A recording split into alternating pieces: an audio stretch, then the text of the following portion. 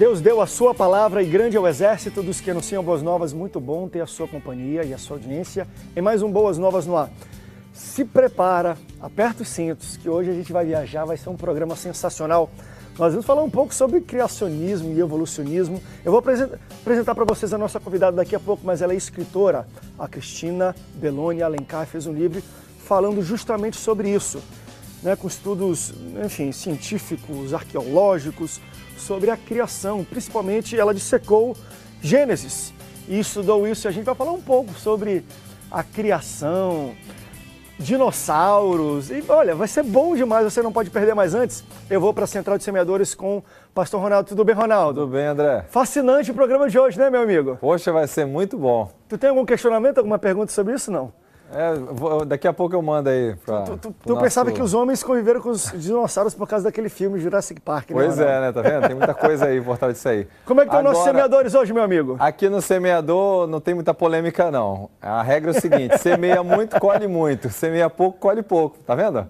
Simples assim, não é verdade? A Bíblia é simples. Sabe uma coisa que eu vou perguntar à nossa convidada? É que às vezes parece ser simples demais. Quando a gente fala que Deus criou, fez tudo. Mas é simples demais. E a resposta é essa que tu deu, é simples assim, né? Pois é, tá vendo? Ou não, né? Não sei se isso é tão simples, né? É, isso aí. Então vai dar um bom debate aí, vai ser muito bom. Amigo. E inclusive, André, quero agradecer aqui a participação da Isabel, aqui de Macaé, norte do Rio de Janeiro, pedindo oração, assistindo a Boas Novas, e o pastor Carlos Junho, de São Gonçalo, que descobriu recentemente aí o canal digital 5.1, e está sendo abençoado também, pedindo oração por ele e pela família dele. E ainda de Campo Bom, Rio Grande do Sul, a Tereza de Lima também, conhecendo a Boas Novas, participando e mandando um zap já pra gente aí, dizendo que a programação está sendo uma bênção. E queremos, essa é a nossa missão, ser uma bênção realmente para você, ser boas novas na sua vida, no seu lar, em todo o Brasil. E é por isso que a gente conta com a sua participação, por isso que a gente mobiliza aqui para você se tornar um semeador para essa obra que já tem abençoado muitas vidas e continuar abençoando você e continuar seguindo em frente, tá certo? A gente quer evoluir, né, André? Evoluir cada vez mais ainda, tá bom? Falar nisso, eu acho que tem tudo a ver com o programa que nós estamos falando. Imagine você, pastor Ronaldo, que no futuro, e isso aqui eu estou falando já de um novo projeto infantil da Rede Boas Novas, tá? Isso não é teologia e nem realidade. Mas a Boas Novas fez o Missão Harpa.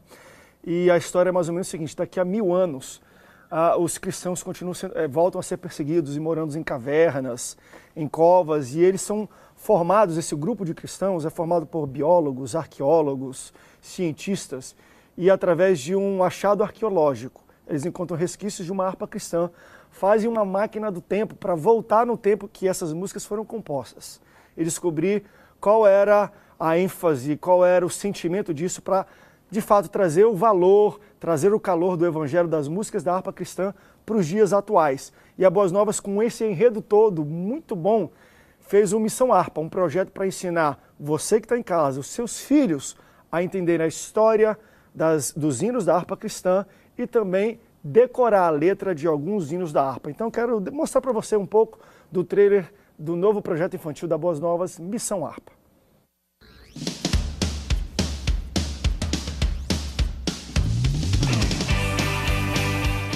Encontramos!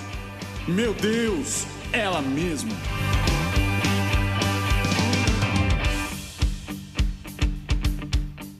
O encontro dela nos deu a certeza do que estávamos buscando. Uma prova da nossa fé. Nossa, vovô, eu adoro ouvir essas histórias. Só me faz querer começar logo nossa missão e completar esse quebra-cabeça inteiro. Ei, Theo, você tá preparado mesmo? Eu nasci preparado. Então aí vamos nós. Uou! Meu Deus! Já estamos viajando pelo tempo. Nesse grande dia, vamos poder resgatar uma parte importante daquilo que o mundo perdeu. A essência do primeiro amor. Eu senti, Vini. Eu senti de verdade. Eu senti o Senhor limpando meu coração.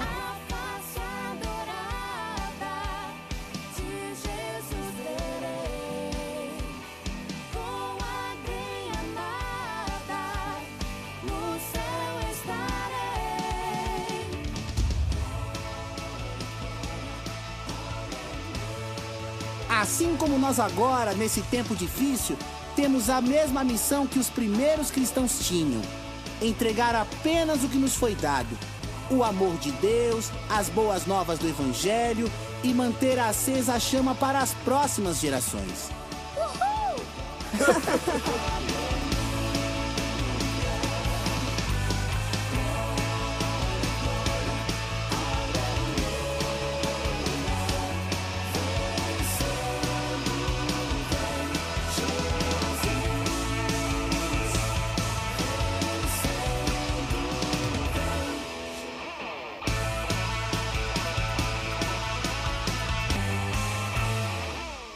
Podemos fazer de novo? Please!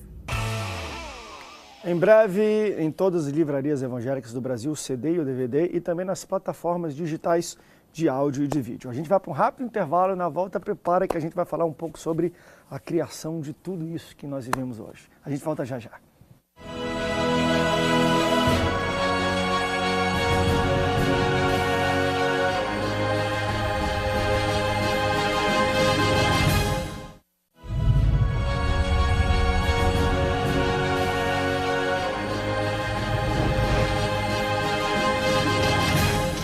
Olha, com muita alegria que a gente recebe aqui a Cristina Belloni Alencar. Ela é jornalista. Muito obrigado, Cristina, pela sua presença. Eu que agradeço. E eu estou na minha mão com o livro dela, Derrubando Mitos e Compreendendo a Bíblia. Eu não sei se eu falo da maneira certa, mas você dissecou Gênesis, o livro de Gênesis, para entender ou dar bases e um estudo compreensivo e investigativo do lado científico, arqueológico, geologia, que tem por trás de Gênesis. Isso. De onde veio essa ideia de fazer isso? Já é o seu meio de trabalho? Da minha Você curiosidade. Nisso, da sua curiosidade. É. Mas você é estudiosa na área de ciências, de geologia, arqueóloga? Eu sou jornalista e quando me converti, antes ainda de me converter, eu comecei a ler a Bíblia por causa do meu trabalho. Me pediram alguns textos com passagens bíblicas e eu comecei a ler a Bíblia. Mas eu não entendia tudo, então eu comecei a fazer algumas pesquisas também e fui guardando esse material. Mais para frente eu acabei me convertendo ao cristianismo, porque quem lê a Bíblia não tem como não sair transformado, Verdade. não é? Verdade. E de uma pesquisa surgiram as aulas em escola bíblica e depois disso veio a ideia de fazer algumas apostilas só para ajudar, né, com os alunos, para poder distribuir esse material. E aí me ofereceram fazer o livro. Então eu tive que mudar todo aquele formato de apostila para o livro. Foi onde eu pesquisei com mais profundidade alguns assuntos, alguns temas mais polêmicos. E aí é praticamente um trabalho em conjunto, com teólogos, cientistas, arqueólogos. Muita gente me ajudou nesse processo, porque a gente não consegue descobrir tudo sozinho. A gente precisa de pessoas confiáveis, Verdade. pessoas que conhecem a Bíblia, tanto o Novo quanto o Velho Testamento. E o resultado foi o livro. Olha, isso aqui é um dos assuntos mais fascinantes que podem existir, porque você entra, claro, é um debate quase que milenar, vamos dizer, entre criacionismo, evolucionismo. Talvez uma das colocações que você deve ter escutado, tanto no momento de pesquisa, quanto eu acho que você já deve ter debatido, conversado também com os dois lados, criacionistas e evolucionistas, é que o criacionismo parece ser muito simples. Eu não sei, mas muito simples. Deus fez tudo e fez, e é isso. Você não sabe, não buscam saber por onde ou como foi formado ou não. Você se depara muito com esse tipo de colocação de pessoas que não acreditam no criacionismo. É simples demais para ser verdade. Sim, sim.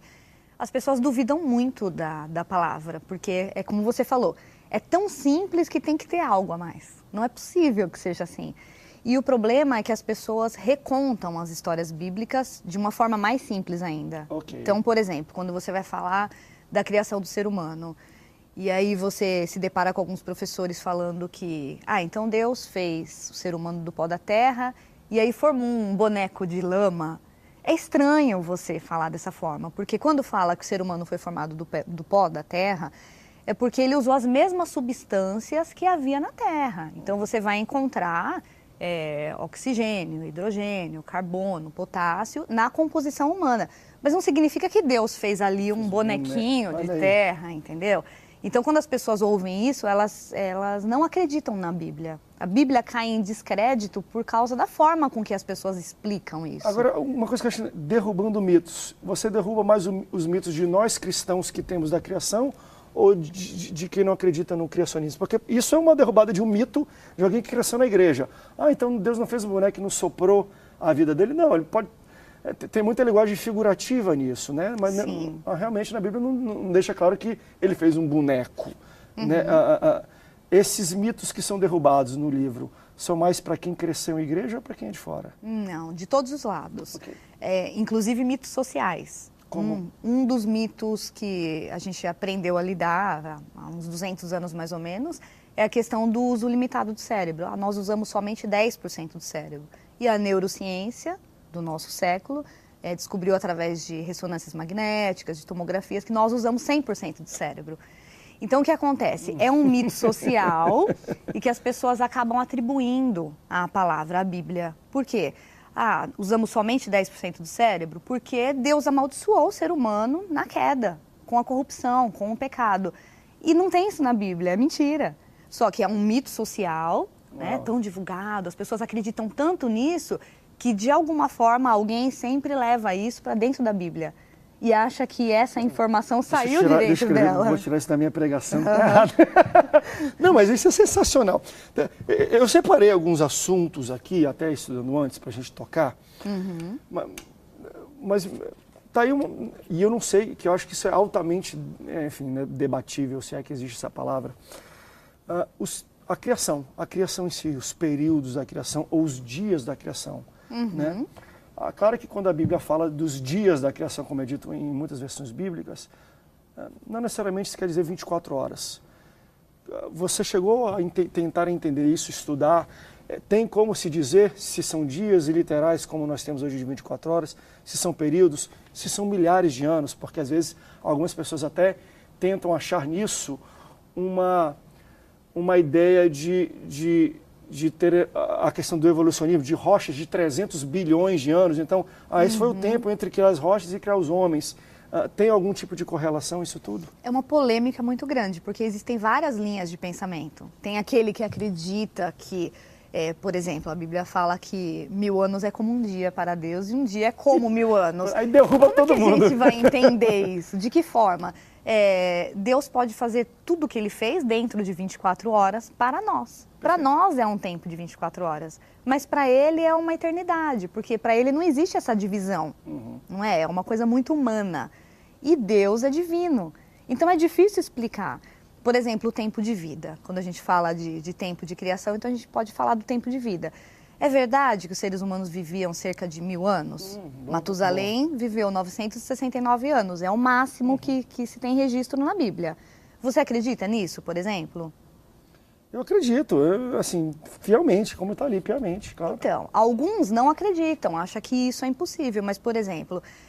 Inclusive, depois... até desculpa, isso no olhar bíblico, eu acho que você estudou também, Matusalém, gente, foi o avô de Noé. De Noé. Se você fizer a matemática, porque tem a genealogia lá de todo mundo, se você fizer a matemática, o ano que ele morreu foi justamente o ano que Deus enviou o dilúvio. E isso levanta todo outro debate. Então Matusalém era desviado e morreu no dilúvio junto com os outros. Eu prefiro acreditar que ele morreu antes de acontecer o dilúvio, mas foi no mesmo ano. Mas é interessante que quem quiser estudar a própria genealogia como está na Bíblia, tudo bate certinho. Então Sim, é interessante isso. É interessante isso. Então, assim, não existia, por exemplo, a morte antes da queda. E o homem nasceu para a eternidade, o homem não nasceu para morrer, Deus não criou o homem para morrer. Então, o que veio depois da corrupção? Veio a morte para o ser humano. Não sei se você já ouviu falar nesse termo, apoptose, é a morte programada celular, das células. Isso não existia, a partir de então passou a existir. Então, o ser humano passou a envelhecer. Então as pessoas acham impossível porque o nosso tempo médio de vida, você está acostumado a ver a criança, o bebê, a criança, o jovem, até a velhice no máximo, até uns 80 anos, alguns conseguem até uns 100 anos mais ou menos, e só. Então você está acostumado com essa velhice já, a gente já se adaptou com isso. Mas antes não existia a apoptose, existia a vida eterna, então a pessoa não envelhecia. Sensacional. Então é totalmente aceitável que o ser humano vivesse 600, 700, 800 anos com uma ótima aparência. Até porque até a quantidade de oxigênio que existia era muito maior. Depois do dilúvio, que foi uma catástrofe, tanto para a humanidade quanto para o planeta Terra, tudo mudou.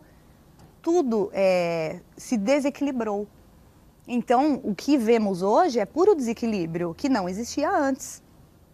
Isso você encontra explicação tanto de cientistas quanto arqueólogos. Não é uma viagem de quem leu a Bíblia, não, está aqui, que maravilhoso, eu penso assim. Não é isso. Existem provas científicas para isso. O primeiro bloco já foi. Eu vou para um rápido intervalo. Na volta, a gente continua falando um pouco sobre esse assunto fascinante. E eu vou perguntar um pouco para ela sobre a questão dos dinossauros também. Que é um mito, até para a gente. Existiu, outros até chegam a falar, nunca existiu dinossauro. Mas de onde vem essas ossadas, então? Então, existiram. Foi no período em que os homens estavam na Terra, conviveram com humanos, foi anterior, teve o tal do meteoro que matou todos e entraram em extinção. Tem tanto mito misturado nisso.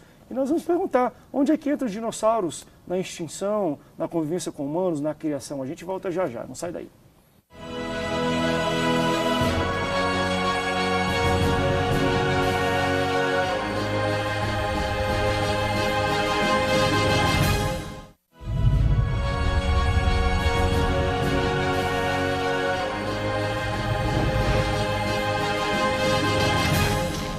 Estou de volta com a Cristina Belloni Alencar, ela é escritora do livro Derrubando Mitos, Compreendendo a Bíblia. Ela dissecou o livro de Gênesis e aqui ela traz uma ótica científica, biológica, arqueológica, sobre os fatos que acontecem em Gênesis, né? Desde o período da criação, a gente está falando um pouco da longevidade humana, né? Que antes, Matusalém, 969 anos, e hoje a gente só vive até 100 anos.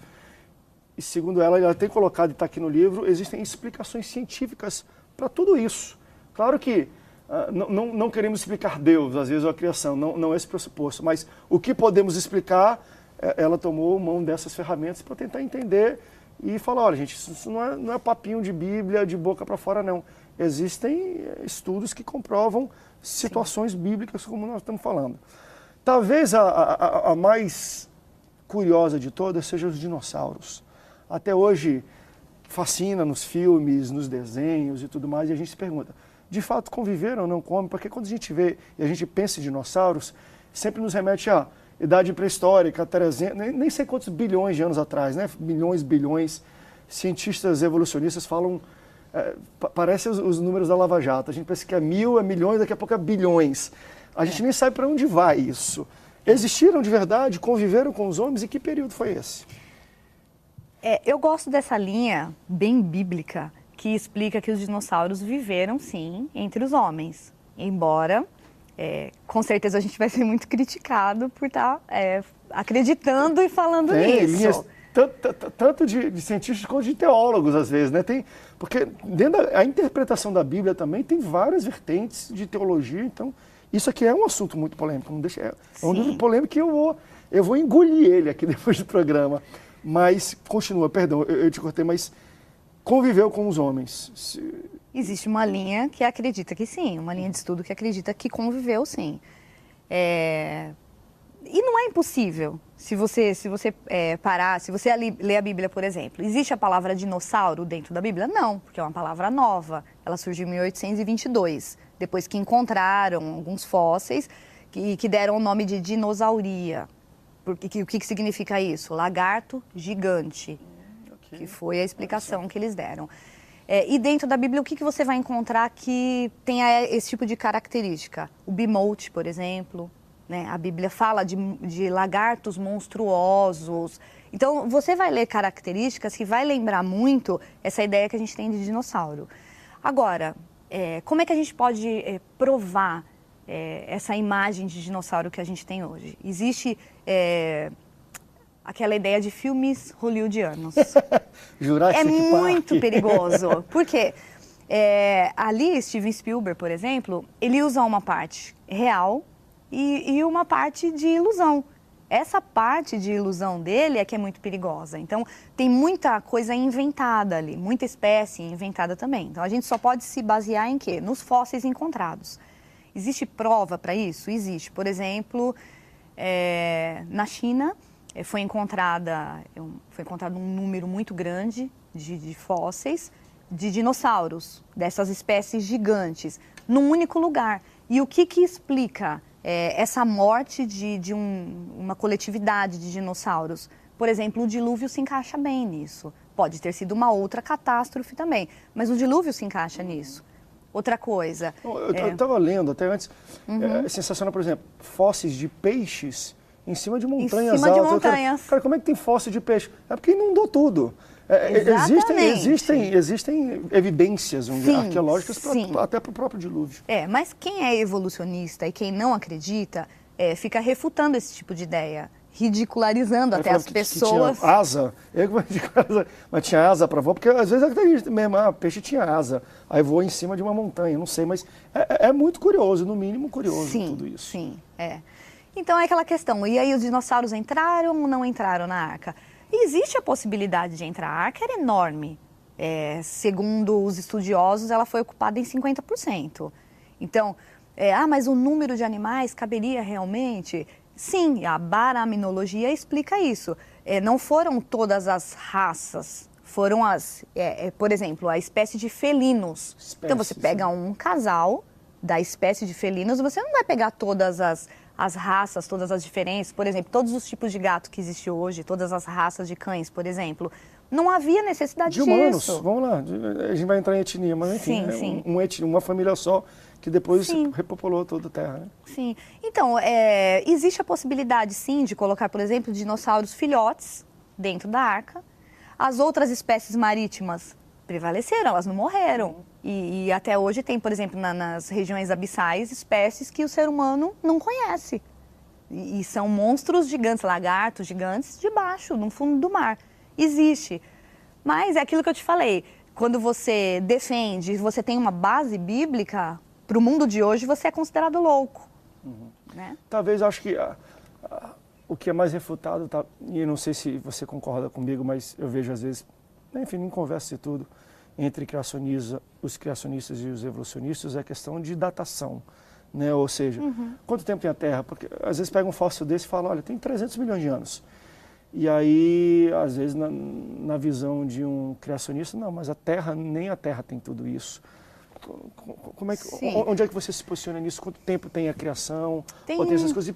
E por que essas datações dão de 300 ou de 400 milhões? Existe alguma explicação por trás disso? Tem uma explicação que eu acho bastante especial, do cientista Marcos Eberlin, um cientista brasileiro, e ele fala sobre o carbono 14, por exemplo. O que acontece? O carbono 14 também sofreu alterações com o dilúvio, então ele não é mais confiável. Só que todo mundo se baseia ainda, esses cientistas evolucionistas, pelo carbono 14. Só que ele já não é mais confiável. E, por exemplo, depois de uma bomba atômica também, se tiver daqui 200 anos uma datação, vai ter uma alteração muito grande também, por causa da reação. É tão rápido o programa que terminou. Já. A datação aqui não é carbono 14, com certeza não é. Mas você vai ficar aqui para amanhã, pode ficar? Olha, Sim. Eu continuo com a Cristina Belloni Alencar aqui amanhã. Nós continuaremos falando sobre etnias, a multiplicação da espécie humana também. Várias perguntas muito interessantes que estão todas incluídas no livro dela, Derrubando Mitos, Compreendendo a Bíblia, onde ela disseca o livro de Gênesis e entrega pra gente algumas explicações e evidências científicas. Perdão, estava filmando aqui, botei para baixo, tá bom? Amanhã ela continua, o programa está sensacional, apaixonante e eu te espero lá. Muito obrigado pela sua audiência, Deus te abençoe e até amanhã. Tchau, tchau.